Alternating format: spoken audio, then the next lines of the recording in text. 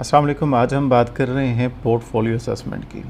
आज का लेक्चर बहुत ज़्यादा इम्पॉर्टेंट है। वो इसलिए कि इसमें हम देखने जा रहे हैं कि पोर्टफोलियो असेसमेंट क्या होती है और इसकी टाइप्स कौन कौन सी हैं, इसको क्यों यूज़ किया जाता है, एडवांटेजेस क्या हैं और कैसे यूज़ किया जाता है, इसकी अहमियत क्या है टीचिंग लर्निंग प्रोसेस में, पोर्टफोलियो कैसे डिज़ाइन किया जाएगा, किस तरह से इवेलुएट किया जाएगा, उसको असेस कैसे किया जाएगा। तो ये सारी बातें आज के इस लेक्चर में हम करने वाले हैं। तो आइए इसको स्टार्ट करते हैं। सबसे पहले तो मैं आपको बता दूं कि जो पोर्टफोलियो का यूज़ है वो एक्चुअली किया जाता है कि हम असेस कर सकें उन एरियाज़ को जो बहुत ही अदरवाइज़ डिफ़िकल्ट होते हैं असेस करना। ट्रेडिशनल मेथड जो असेसमेंट के यूज़ करते हैं हम, उनके ज़रिए जो हम असेस नहीं कर पाते बहुत सारी चीज़ों को, तो उनको असेस करने के लिए फिर हम पोर्टफोलियो की मदद लेते हैं। तो पोर्टफोलियो असेसमेंट के ज़रिए हम और एरियाज़ को भी असेस कर सकते हैं जो ट्रेडिशनल मेथड से असेस नहीं किए जाते, ये मुश्किल होते हैं। जैसे एटीट्यूड्स को अदरवाइज़ ट्रेडिशनल मेथड से असेस करना मुश्किल होता है। पर्सनल एट्रीब्यूट्स हैं, रिफ्लेक्शन है, प्रोफेशनलिज्म है, तो इन सब चीज़ों को और इससे रिलेटेड और बहुत सारी चीज़ें हैं जिनको असेस करने के लिए पोर्टफोलियो जो है वो हेल्प करता है। अब अगर हम देखें तो रिसर्च जो हुई है पोर्टफोलियो के यूज़ के हवाले से, इसकी नेसेसिटी के हवाले से, यानी कि ज़रूरत क्या है, तो इनको बहुत सारे रिसर्चर्स ने एम्फसाइज़ किए, इसके ऊपर जोर दिए। ये आपके सामने आप देख पा रहे होंगे। इन रिसर्चर्स ने ये कहा है कि पोर्टफोलियो हमें बहुत ही रिलायबल जो है वो इन्फॉर्मेशन देता है। डायनेमिक डाटा जो है वो हमें मिलता है स्टूडेंट्स का, टीचर्स के हवाले से, पेरेंट्स के हवाले से और स्टूडेंट बजाते ख़ुद उनके हवाले से हम बहुत कुछ जान पाते हैं। और ये ऐसा मेथड है पोर्टफोलियो असेसमेंट को अगर हम यूज़ करें, ख़ास तौर पर इन रिसर्चर के मुताबिक अगर हम प्राइमरी स्कूल्स में यूज़ करें उन बच्चों के हवाले से, तो बहुत ही क्लियर पिक्चर सामने आ सकती है, क्लियर इन्फॉर्मेशन मिल सकती है स्टूडेंट के हवाले से, उनकी वीकनेसेस के हवाले से। इवन के टीचर्स इसके ज़रिए टीचिंग प्रोग्रेस को देख सकते हैं, न सिर्फ देख सकते हैं बल्कि उसको आगे फ्यूचर के हवाले से बेहतर प्लान कर सकते हैं। देखिए, अब हम देखेंगे कि पोर्टफोलियो एक्चुअल में है क्या, व्हाट इज़ पोर्टफोलियो। पोर्टफोलियो जो है वो, जैसे हम बात कर रहे थे कि स्टूडेंट की परफॉर्मेंस को असेस करने के लिए इस्तेमाल किए जाते हैं आजकल, और न सिर्फ ये स्टूडेंट के हवाले से, लर्निंग के हवाले से असेसमेंट की जाती है, बल्कि पोर्टफोलियो को बहुत सारी और जगहों पे भी इस्तेमाल किए जाते हैं। जैसे आर्किटेक्ट्स इसको इस्तेमाल कर रहे हैं, इसको पेंटर्स इस्तेमाल करते हैं, इसको फोटोग्राफर्स इस्तेमाल करते हैं, और पोर्टफोलियो को आर्टिस्ट भी इस्तेमाल करते हैं अपना बेहतरीन काम दिखाने के लिए। और जो उनका काम होता है, अपने काम के हवाले से वो अगर शो करना चाहते हैं तो पोर्टफोलियो की सूरत में वो शो कर सकते हैं अपना काम। अब मुख्तलिफ़ जो रिसर्चर्स हैं, जो मुहक्किकीन हैं, जो एक्सपर्ट्स हैं, उन्होंने पोर्टफोलियो को डिफ़ाइन किया है। मुख्तसरन इसको देख लेते हैं। जैसे आल्टर एंड स्पेंडल की डेफिनेशन है, वो ये कहते हैं कि portfolio is a purposeful collection of student work that exhibits to the student और अदर्स हर एफर्ट्स और अचीवमेंट्स इन वन और मोर एरियाज़। यानी किसी भी शख्स की, किसी भी बच्चे की, ख़ास तौर पर लर्नर के हवाले से बात करें तो उनकी एक या एक से ज़्यादा एरियाज़ में उनकी अचीवमेंट देखने के लिए कि वो उनकी अचीवमेंट डिफरेंट एरियाज़ में कैसी है, तो एक पर्पसफुल कलेक्शन आपको मिल जाती है जिसे पोर्टफोलियो कहते हैं। उसकी मदद से आप जान सकते हैं। ग्रेस ने भी डिफ़ाइन किया है। ग्रेस कहते हैं कि portfolio is a record of the child's process of learning, what the child has learned and how she has gone about learning, how she thinks, questions, analyzes, synthesizes, produces, creates, and how she interacts intellectually, emotionally and socially with others। बहुत सारी चीज़ें इसमें इन्होंने बताई हैं कि portfolio में अगर आप पोर्टफोलियो असेसमेंट करते हैं तो बच्चे की लर्निंग की जो प्रोग्रेस है, उसका जो प्रोसेस है, उसका रिकॉर्ड मिल जाता है आपको। आप देख सकते हैं कि बच्चे ने क्या लर्न किया है, कैसे लर्निंग हुई है, बच्चा जो है उसकी थिंकिंग कैपेबिलिटीज़ क्या हैं, क्वेश्चन कैसे करता है, एनालाइज कैसे करता है, सिंथेसाइज कैसे करता है, और कोई चीज़ प्रोड्यूस करता है, क्रिएट करता है तो वो कैसे करता है, और फिर इसके साथ साथ वो इंटरेक्ट करता है दूसरों के साथ तो वो कैसे करता है। इंटेलेक्चुअली, इमोशनली, सोशली, इन सारी चीज़ों का पता चलता है आपको पोर्टफोलियो असेसमेंट से। कॉलिन्स के मुताबिक पोर्टफोलियो क्या है? A container of collected evidence with a purpose, यानी ये कंटेनर है जिसमें बहुत से एविडेंस आप कलेक्ट करके रखते हैं किसी पर्पस के तहत और फिर उसके ज़रिए पता लगाते हैं।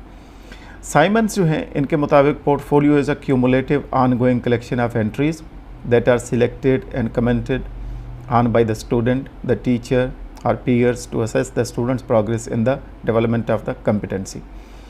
देखिए उन्होंने ये कहा है कि एक क्यूमुलेटिव वर्क है, एक ऑनगोइंग कलेक्शन ऑफ एंट्रीज़ है जिसमें आप बहुत सारी चीज़ें ऐड कर रहे होते हैं, पोर्टफोलियो में जमा करते चले जाते हैं, सिलेक्ट करते हैं और फिर ये फ़ायदा देती है स्टूडेंट को भी, टीचर को भी, पीयर्स को भी, फ्रेंड्स को भी, क्लासमेट्स को भी, उस बच्चे के हवाले से जानने के लिए, उसकी शख्सियत कह लें, बच्चे की ओवरऑल प्रोग्रेस कह लें या डेवलपमेंट कह लें, उसकी कम्पिटेंसीज़ कह लें, उसकी महारत, स्किल्स क्या हैं, उसमें पोटेंशियल क्या है, एबिलिटीज़ क्या हैं, इसको आप जान सकते हैं पोर्टफोलियो की मदद से। देखिए एक बहुत ही कम्प्रिहेंसिव डेफिनेशन है ये जो पॉल्सन की है, इसमें बहुत सारी चीज़ें आ जाती हैं जिसको हम अभी डिस्कस करने जा रहे हैं। इनके मुताबिक पोर्टफोलियो क्या है? A purposeful collection of student work. हम बात कर रहे हैं पहले भी कि purposeful collection of student work होता है पोर्टफोलियो, यानी इसको बनाने का स्टूडेंट का जो काम है जिसको इकट्ठा कर रहे हैं उसका एक मकसद होता है जिसके मुताबिक आप चीज़ों को जमा कर रहे होते हैं, कलेक्ट कर रहे होते हैं। That exhibit student efforts, progress and achievement in one और more areas. The collection must include student participation in selecting contents, the criteria for selection, the criteria for judging, merit and evidence of student self reflection। इसमें ये चीज़ें बड़ी अहम हैं जो इन्होंने बताई हैं कि जब भी आप बना रहे हैं तो इन चीज़ों का ख्याल रखिए। वो कौन कौन सी हैं?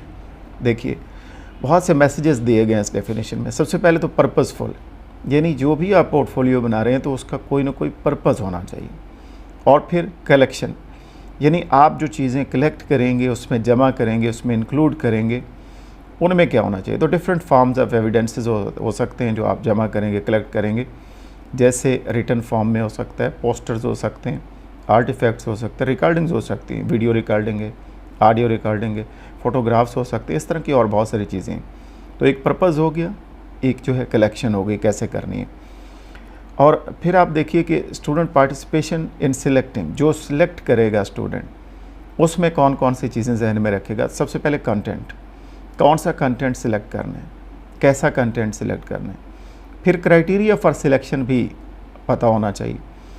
फिर उसके बाद उसको जो जज किया जाएगा, एवेलुएट किया जाएगा, असेस किया जाएगा, तो क्राइटेरिया फॉर जजिंग मेरिट क्या होगा ये भी उसमें सामने रखा जाएगा। फिर फॉर्मेट क्या होगा पोर्टफोलियो का, डिफरेंट फॉर्मेट्स हैं, फिज़िकल फॉर्म में भी आप बना सकते हैं और उसको ई फॉर्म में यानी ई पोर्टफोलियो, इलेक्ट्रॉनिक पोर्टफोलियो भी बनाए जा सकते हैं। इसकी डिटेल आगे जाके हम बात करते हैं। यहाँ पे हम देखने जा रहे हैं कि पोर्टफोलियो की टाइप्स कौन कौन सी हैं। तो डिफरेंट एक्सपर्ट्स हैं जिन्होंने अपनी रिसर्च की बेस पे कुछ टाइप्स डिस्कस की हैं। जैसे हेलेडिन है, उन्होंने इसकी 5 टाइप्स बताई हैं। पोर्टफोलियो 5 तरह के होते हैं उनके मुताबिक, जिसमें आइडियल है, आइडियल पोर्टफोलियो है, शोकेस पोर्टफोलियो है, डॉक्यूमेंटेशन है, इवोल्यूशन पोर्टफोलियो और क्लास पोर्टफोलियो है। तो 5 बताई हैं इन्होंने। इसी तरह स्लेटर की अगर हम देखें तो इन्होंने 3 बताई हैं पोर्टफोलियो की टाइप्स, जिसमें शोकेस पोर्टफोलियो है, ओपन फॉर्मेट पोर्टफोलियो है और चेकलिस्ट पोर्टफोलियो है। और अगर हम इसको देखें थर्ड पे जो है मेलोग्रानो, तो इन्होंने इसकी 9 टाइप्स बताई हैं पोर्टफोलियो की। और ये 9 कौन सी हैं? इनके मुताबिक पर्सनल पोर्टफोलियो है, वर्किंग है, रिकॉर्ड कीपिंग है, ग्रुप पोर्टफोलियो है, थीमेटिक है, इंटीग्रेटेड है, शोकेस पोर्टफोलियो है, इलेक्ट्रॉनिक पोर्टफोलियो है और मल्टी ईयर पोर्टफोलियो है। तो ये 9 बनती हैं। यानी जो पर्पज़ होगा आपका, उसी पर्पज़ के मुताबिक आप देखेंगे, उसको बनाएंगे पोर्टफोलियो के। तो टाइप्स में बेसिकली पर्पज़ और जो आइटम कलेक्ट करने होते हैं, इन चीज़ों को देखा जाता है। तो जो आम तौर पर यूज़ होते हैं टीचिंग लर्निंग में, उसको 3 तरह से हम उसको डिवाइड करते हैं। एक होता है वर्किंग पोर्टफोलियो, और ये basically collection of all the material होता है। तमाम मटेरियल आप कलेक्ट कर रहे हैं, होल्ड कर रहे हैं लर्नर के हवाले से, और बच्चा उसको बना रहा है और उसको जमा कर रहा है, जितनी भी प्रोग्रेस है उसको उसमें लगा रहा है, साथ साथ डेवलपमेंटल भी इसे कहते हैं। तो ये जमा होता जा रहा है, कलेक्ट होता जा रहा है, तो इसे कहते हैं वर्किंग पोर्टफोलियो। दूसरा जो है वो है शोकेस पोर्टफोलियो। शोकेस पोर्टफोलियो ये होता है कि जिसमें स्टूडेंट अपना बेस्ट वर्क जो है, जो बेहतरीन काम होता है, वो चुनता है, सिलेक्ट करता है और फिर उसमें जमा कर देता है, उसमें लगा देता है। यानी शोकेस, आप शोकेस करना चाह रहे हैं, दिखाना चाह रहे हैं योर बेस्ट वर्क, आपका बेहतरीन काम कौन सा है, उसको बताना चाहते हैं। मसलन बच्चा कैसे है, वो क्या करता है, उसने क्या अचीवमेंट, उसकी डिफरेंट जो एक्टिविटीज़ हैं उसमें अचीवमेंट कौन कौन सी हुई है, उसने मेडल लिया है, सर्टिफिकेट लिया है, उसके अच्छा काम किया, उसने फर्स्ट पोजीशन ली है, सेकंड ली है, थर्ड ली है, या कहीं किसी किस्म की डिस्टिंक्शन है, तो बेस्ट परफॉर्मेंस, या गेम्स के हवाले से उसने कोई कारकर्दगी दिखाई है तो वो सारी उसमें लगा देता है। बेस्ट वर्क जो होता है वो उसमें लगाता है। तीसरा असेसमेंट पोर्टफोलियो होता है, और जिसमें एविडेंस जो है वो सामने लाया जाता है कि स्टूडेंट ने क्या लर्न किया है, स्टूडेंट ने अचीव क्या कर लिया है, जो इंटेंडेड लर्निंग आउटकम्स थे, जो उसको पढ़ाने का मकसद था, जो ऑब्जेक्टिव्स थे, उनको किस हद तक अचीव किया है, तो इसको कहते हैं असेसमेंट पोर्टफोलियो। तो अब हम देखते हैं ई पोर्टफोलियो के बेनिफिट्स क्या हैं। इलेक्ट्रॉनिक पोर्टफोलियो अगर ये बनाते हैं तो ये कॉस्ट एफिशिएंट होता है, मींस के बहुत सारा मटेरियल जो है वो आप स्टोर कर सकते हैं लार्ज अमाउंट में। फिर इजी शेयरिंग है, इसको शेयर करना आसान होता है, एक से ज़्यादा पर्पस के लिए आप इस्तेमाल भी कर सकते हैं इसको। फिर अपडेट करना आसान है, डिलीट करना आसान है, ऐड करना आसान है इसमें चीज़ों को, कंटेंट को।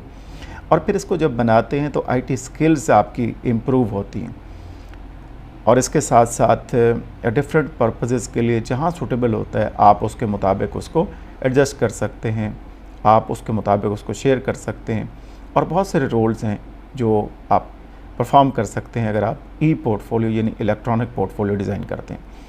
और आखिर में कुछ ओवरऑल पोर्टफोलियोज़ के एडवांटेजेस, बेनिफिट्स देखते हैं कि अगर आप बनाएं तो उसके क्या बेनिफिट्स हो सकते हैं। देखिए, ये आपको एक रियलिस्टिक इवैल्यूएशन देता है एकेडमिक कंटेंट की, as compared to paper and pencil जो टेस्ट होते हैं, उससे ज़्यादा बेहतर आपको बताता है और बड़ा डिटेल बताता है किसी भी बच्चे की स्ट्रेंथ और वीकनेसेस के हवाले से। दूसरा, ये स्टूडेंट, टीचर्स, पेरेंट्स, स्टाफ, इन सब को जो है ये अलाउ करता है कि वो बच्चे की स्ट्रेंथ और वीकनेस को इवेलुएट कर पाते हैं इसको देख के। फिर ये मल्टीपल अपॉर्चुनिटीज़ आपको प्रोवाइड करता है ऑब्जर्वेशन और असेसमेंट के हवाले से। इसके साथ साथ ये स्टूडेंट्स को एक अपॉर्चुनिटी देता है कि वो अपनी स्ट्रेंथ और वीकनेसेस के हवाले से जो कुछ भी है उसको डेमोस्ट्रेट कर सकते हैं। नेक्स्ट पॉइंट ये है कि ये स्टूडेंट्स को इनकरेज करता है कि वो अपनी कुछ जो एबिलिटीज़ हैं जो वो डेवलप करना चाहते हैं, उनको सेल्फ डायरेक्टेड लर्नर जो है वो बनाने के हवाले से ये एक रोल प्ले करता है, उनको ये अपॉर्चुनिटी देता है।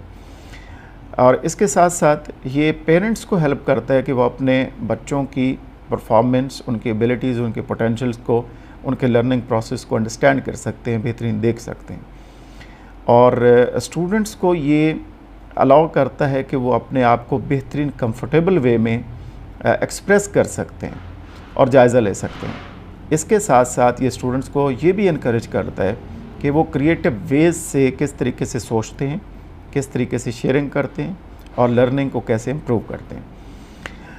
और अगर हम बात करें तो इसका जो नेक्स्ट बेनिफिट है वो ये है कि ये स्टूडेंट को एक ये भी मौका फ्राहम करता है पोर्टफोलियो बनाने से कि वो पेरेंट्स के साथ जो शेयरिंग है उसकी, लर्निंग की, लर्निंग प्रोसेस की कम्युनिकेशन जो है वो बेहतर हो जाती है, न सिर्फ टीचर के साथ बल्कि स्टूडेंट की टीचर के साथ भी, पेरेंट्स के साथ भी और पेरेंट्स के टीचर के साथ भी, इस पोर्टफोलियो की मदद से। और आखिरी बात करेंगे कि ये टीचर्स को इनकरेज करता है कि वो इंस्ट्रक्शनल प्रैक्टिसेस को चेंज कर सकते हैं, बेहतर बना सकते हैं, मॉडिफाई कर सकते हैं और एक पावरफुल तरीके से आगे बढ़ सकते हैं, करिकुलम में तब्दीली ला सकते हैं, अपने इंस्ट्रक्शन को बदल सकते हैं अगर कहीं मिस्टेक है या कहीं पे प्रॉब्लम है, कहीं पे हर्डन है, और इवन के असेसमेंट मेथड्स को चेंज कर सकते हैं। तो ये वो फ़ायदे हैं जो पोर्टफोलियो से आप हासिल कर सकते हैं। और आखिर में मैं ये बताना चाहूँगा कि इसको बनाने के लिए टाइम बहुत ज़्यादा लगता है, इट्स टाइम कंज्यूमिंग टास्क। और इसके साथ साथ जब इसको एवेलुएट किया जाता है तो इवेलुएशन जो है वो भी जो दूसरे डिफरेंट मेथड यूज़ किए जाते हैं असेसमेंट में, उसकी निस्बत जो है ये थोड़ी सी रिलायबिलिटी के हवाले से भी कम होती है, यानी इसमें सब्जेक्टिविटी जो है वो आ सकती है इवेलुएटर की तरफ से। तो ये कुछ इन्फॉर्मेशन थी पोर्टफोलियो के हवाले से जो आपके साथ शेयर की है। यहीं पे ख़त्म करते हैं आज का लेक्चर। नेक्स्ट इंशाल्लाह बात करेंगे। अपना ढेर सारा ख्याल रखिएगा। अल्लाह हाफ़िज़।